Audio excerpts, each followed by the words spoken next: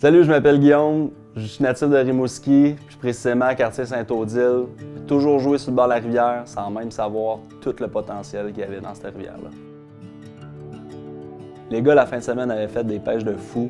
On n'avait pas d'autre choix d'aller pêcher le lendemain matin, même si on travaillait.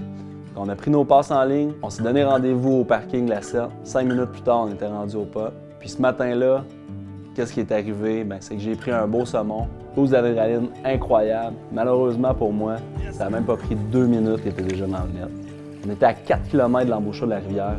C'est sûr à 100% que c'était un saumon frais qui arrivait directement de la mer.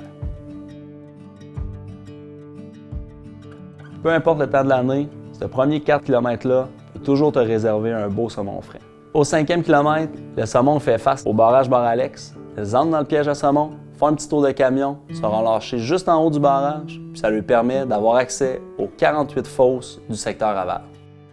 Qu'est-ce qui est particulier sur la rivière Rimouski, c'est qu'il y a un petit secteur privé. Après ça, on retrouve la fosse 27, qui est l'une des plus belles fosses de la rivière Rimouski.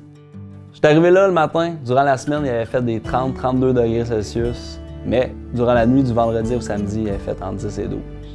Les saumons étaient incroyablement actifs, ça roulait partout. Ma blonde et mes 2 enfants sont arrivés vers 6 heures. J'ai embarqué dans la rivière avec mon petit gars. J'ai montré comment lancer. Il n'avait jamais vraiment pêché à la mouche. Puis même pas 5 minutes plus tard, il était attelé sur un premier saumon. Le Flo, il comprenait juste pas qu'est-ce qui était arrivé, là. Et on en reparle, puis il comprend pas encore. Moi non plus. Une fois la remise à l'eau du saumon de mon gars faite, ma blonde n'a fait ni un ni deux. Elle a pris sa canne, elle a commencé à faire sa drop. Ça n'a pas pris 15 minutes. Elle était attelée elle aussi. Un samedi matin, toute la famille avait réussi à prendre son saumon. C'était juste incroyable. C'est vraiment de toute beauté l'accessibilité à cette fosse-là. Il faut juste prendre le temps d'apprécier ça. Puis c'est à côté de chez nous.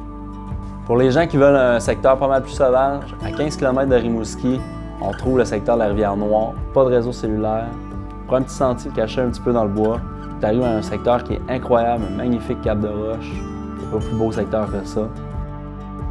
Juste un petit peu plus haut, le secteur de la Rivière-Blanche, il faut que tu descendes 300 marches, c'est un peu plus de travail, mais c'est un secteur qui est très payant, qui vaut la peine. Une fois dans le bas des escaliers, on fait face à la rivière, face à plusieurs fosses, super de belles installations. Qu'est-ce qui est encore plus intéressant, c'est le nombre de saumons qu'on retrouve en fin de saison. J'invite vraiment tous les pêcheurs à venir essayer au moins une journée, parce que vraiment, la rivière Rimouski, il y a des super de beaux paysages, très facile d'accès, puis le monde, sont accueillants. Au plaisir de vous voir sa rivière.